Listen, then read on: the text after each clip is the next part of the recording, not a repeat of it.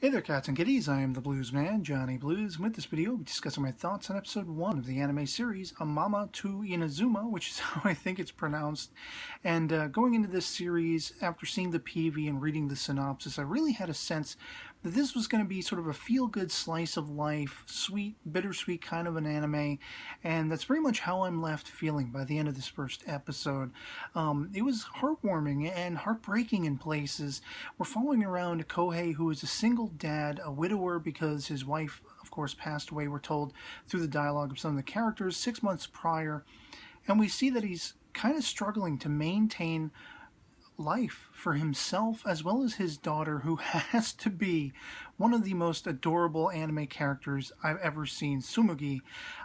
She is absolutely charming and hilarious and adorable, kawaii out the wazoo. And it's very much about his trying to keep working as a teacher, as a sensei, and, basically putting quizzes together for his students and all that kind of stuff. He's a little scatterbrained because of everything he has to deal with, not making a lot of money, not being able to give his daughter, who is very much consumed with having just tasted meals, very tasty, sort of, as she says, this tasty rather than this tasty. She's consumed with good food, and she misses the cooking of her mother. And there's this sense of her not really being aware of what death means, because at one point she is like watching a home shopping channel where they're talking about a sort of meat processor or something along those lines, and it's supposed to make the meat very succulent and very tasty and all this stuff. And the father comes home late to see the kid, like literally up against the TV screen, salivating about this. And she pleads with him to write to mommy and tell mommy to cook a meal that tasty.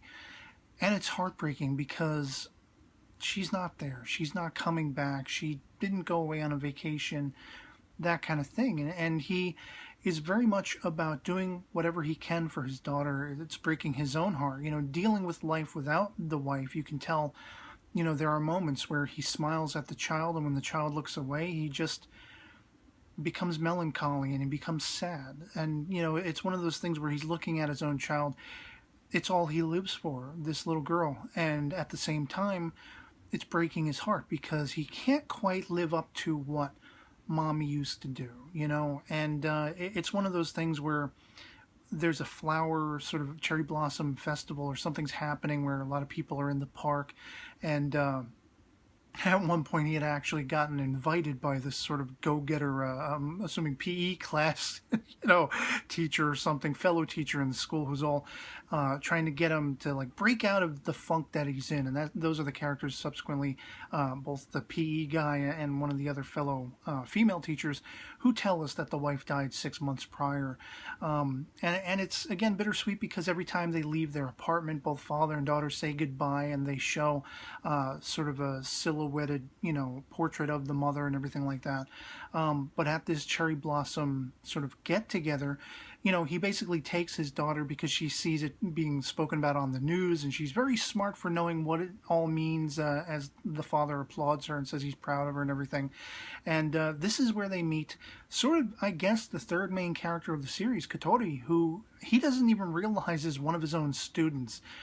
She is having a very personal moment, sitting under a tree, teary-eyed, eating lunch, and she relates this story about how her mother must have put so much effort into creating this lunch. It was originally meant for 2 people. The mother was supposed to meet her there, but she was running late, had to cancel.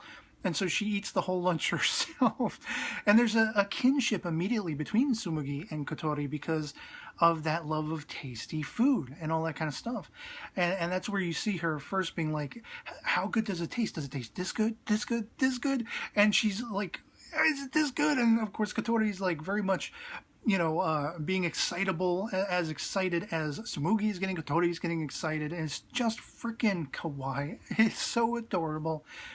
And that kinship later comes to the fore when, you had that sort of very bittersweet, sad moment where Tsumugi's asking, write to mommy about making this kind of succulent meat for dinner. the father decides, I've got to do something. I can't keep making these little bento sort of lunches or little snacks, you know, that really aren't tasty, that are very cheap and you know, whatever. Nothing really gourmet, nothing really even just regular restaurant food quality. And so he basically puts the girl on his shoulders and he's on the phone and he's begging because of, in that meeting with Kotori, she handed them a business card. Her mother apparently owns a restaurant. And he's calling the restaurant to hopefully get a nice, very succulent, tasty meal. Something to live up to the memory of what Mommy used to make for Tsumugi. And when they get there, we find that even though Kotori promised over the phone she would make something, she's kind of a novice. She doesn't really know how to make anything, and she just barely, by the skin of her teeth, manages to make them rice. And it's very good tasting rice. I was a little leery about them putting sake in the rice, but she insists that it'll burn out during the cooking process. Even Kohei, you know, is like, you know, a child's going to be eating this. You know, maybe you don't want to do that. But she assures him it's okay. And the trio eat and just absolutely enjoy the meal. And there's, again, a bittersweet moment where Tsumugi is like, watch me eating. She's so excitable about the tasty food that her daddy got for her. And he starts to get misty-eyed. And I'm getting misty-eyed because I'm really, you know, in touch with that idea. Mommy's gone. This little girl really doesn't understand. And now there is this kinship with Kotori. And we end, somewhat surprisingly, with Kotori asking Kohei, will you, you know, make and eat food with me? It's almost as though, I think it's like a misdirection where they're kind of playing up, here's this student asking him out on a date. But I think it's, you know, she maybe is putting two and two together a little bit about what his situation is. There's some kind of strange relationship, possible stress going on between Kotori and her mother, who is the restaurant owner and who is subsequently the cook in the restaurant. And so Kotori's trying to learn, and like I say, she just by the skin of her teeth manages to make this rice, but I think she's looking to him to help her kind of, you know, become a better cook. At the same time, she's trying to do something for he and the little girl who she has that connection with and all this kind of stuff. And it is just a very sweet sort of slice of life anime, and it's something right up my alley at this point, because there were a couple of very feel-good anime series that I watched in, you know, a couple seasons back now. Was Hibiki Euphonium, which really had a heartwarming and sort of, you know, calming way about it, a calming sense about it.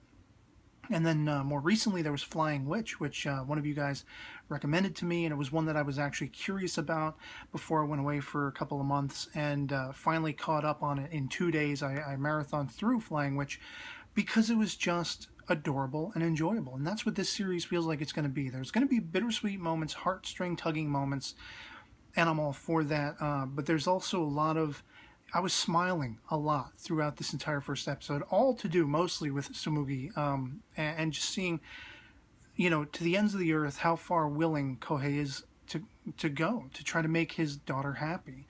And the idea of Kotori being in there and some of these other kooky characters that you see in the OP and everything. I really enjoyed the OP, by the way. But I'm wondering who these people are going to be, fellow co-workers. We're going to see other children that, you know, Tsumugi goes to school with, probably. And it just seems like a fun series. Now, I will say, I don't know if I'm going to be picking this up for episodic coverage. I may, depending on how the next episode strikes me, if I'm compelled to do a video, you know, I'll do them episodically if I'm compelled to after every episode. Otherwise, I may watch the series and then come back with a sort of overview review by the end of it. But at least, you know, first episode out, I absolutely loved it. I absolutely thought it was adorable, and I can't wait to see more. And I'd love to hear from you guys in the comments below what you thought of episode 1 of Amaama to Inazuma. If I'm pronouncing that incorrectly, let me know. But yeah, I love these characters. Tsumugi for the win. And otherwise, that'll be pretty much it for me on this. So I hope this video finds you well, and I'll catch you all later. Peace.